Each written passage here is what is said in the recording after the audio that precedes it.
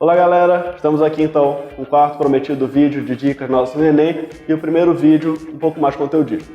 Como eu falei lá no primeiro vídeo, metade ou mais da metade das questões do Enem na verdade são de ensino fundamental, são de matemática básica. Mas temos algumas matérias aí um pouco mais rebuscadas que caem sim no Enem. E de longe, a que mais cai dessa parte é a análise combinatória. Então aquela famosa pergunta, eu tenho tantos caixas, tantas pessoas, tantos elementos, de quantas formas eu posso escolher aquele grupo? De quantas formas eu posso organizar? Toda vez que ele pergunta então de quantas formas eu posso, eu estou falando de uma análise combinatória, eu estou fazendo uma combinação de elementos. E aí é que está o grande problema. Na verdade, isso pode ser feito de várias maneiras. E essas várias maneiras, elas rodam em torno de duas perguntas principais. Você vai usar todos os elementos que foi dado no enunciado? O que eu quero dizer com isso? Você tem dois tipos de situações. Ou você vai usar todo mundo que está lá, então, por exemplo, eu tenho uma sala que vão entrar 20 pessoas e eu preciso sentar essas 20 pessoas. Então as 20 têm que estar sentadas. Então eu vou utilizar todas elas. Ou eu posso ter uma situação como, por exemplo, eu tenho uma corrida de 8 pessoas, quantas maneiras eu posso formar um pódio? Opa, pódio só são 3 pessoas, então não vão estar todos lá. Então a primeira pergunta que você vai se fazer é essa. Você vai usar todos os elementos que foi dado? Isso vai ser importante. E a segunda pergunta é, a ordem da escolha altera a minha situação? Ela influencia a minha situação? O que eu quero dizer com isso? Voltando na mesma situação lá das pessoas. Se eu for sentar 20 pessoas numa sala, não me faz diferença, na verdade, onde as pessoas estão sentadas. Eu tenho locais onde as pessoas vão se sentar. Ou, como por exemplo, eu vou escolher 3 pessoas para irem comprar um refrigerante lá no posto de gasolina. Se eu escolher o João, a Maria ou o Pedro, ou o Pedro, o João e a Maria, são as mesmas 3 pessoas que vão. Isso não vai influenciar a minha situação. Agora, volta no pódio. Se eu vou escolher 3 pessoas para formar um pódio na corrida, faz diferença a ordem que eu escolho? Toda, né? Fala isso para quem está em terceiro lugar que não faz diferença ter chegado em primeiro. Acho que ele vai discordar de você.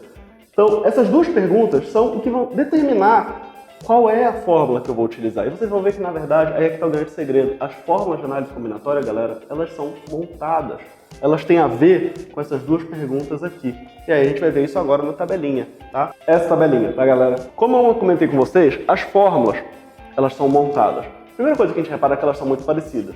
Por que elas são parecidas? Porque, na verdade, você vai adicionando algum detalhe à minha situação que precisa ser representado matematicamente. Então vamos lá. Minha primeira situação é a situação em que eu respondi sim para as minhas duas perguntas. Então eu vou utilizar todos os elementos e a ordem que eu escolhi eles sim importa. Nesse caso, é a forma mais simples de todas. Eu tenho um P de N, onde o N é o número de elementos em que eu tenho.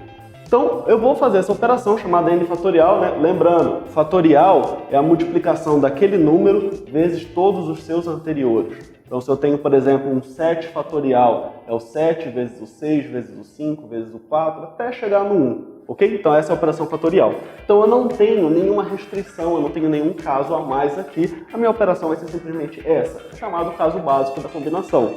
Onde nós vemos permutação? Principalmente nos chamados anagramas. Se você lê no enunciado de quantas maneiras eu posso escrever uma palavra, trocando as letras de lugar, estou falando de permutação. Eu vou utilizar todas as letras e a ordem que elas estão importam sim. No Brasil e Zilbra não é a mesma coisa. Segunda situação que eu tenho é a situação onde eu respondo não para a minha primeira pergunta, ou seja, eu já não vou utilizar todo mundo. Mas a minha ordem importa. É o caso dos corredores, é o pódio. Eu vou pegar 3 pessoas das 8 para poderem montar o meu pódio, mas a ordem que elas estão se importa sim. E aí surgiu algo embaixo aqui na minha operação. O que é esse algo embaixo? Então vamos lá, galera. Eu surgiu uma letra também. O N continua sendo o mesmo N daqui, número de elementos. O P são os elementos que vão tomar parte da minha situação. Ou seja, são aqueles elementos que vão participar da minha situação. E aí, repara que o que eu estou colocando aqui embaixo, na verdade, é a diferença entre eles. Eu estou dividindo por N menos P.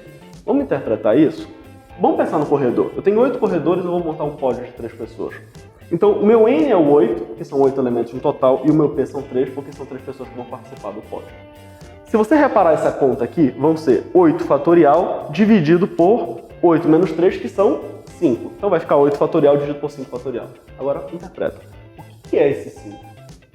Se 3 é o que está participando, o 5 é o que não está participando. Galera, a parte de baixo do arranjo, você está tirando quem não está participando. Por isso que vai ficar 8 fatorial dividido por 5 fatorial. Você está tirando quem não está participando. Como você tem apenas um número limitado de elementos, os que não estão naquela situação têm que ser retirados. Então essa parte de baixo, n menos p fatorial, você pode pensar como sendo quem não participa, tá? Não participa da minha situação, ok? Por último, nós temos a combinação, que é a minha resposta não e não. Eu não vou utilizar todo mundo e não, a ordem que eu escolho não faz diferença. É o caso da galera que foi comprar refrigerante no posto. Vou escolher o João, Pedro e Maria, não faz diferença a ordem que eu escolho, pode ser Maria, João e Pedro, Pedro, Maria e João, não vai fazer diferença. Porém, a gente adicionou um problema a mais aí, né? De novo, o fato de não fazer diferença a ordem.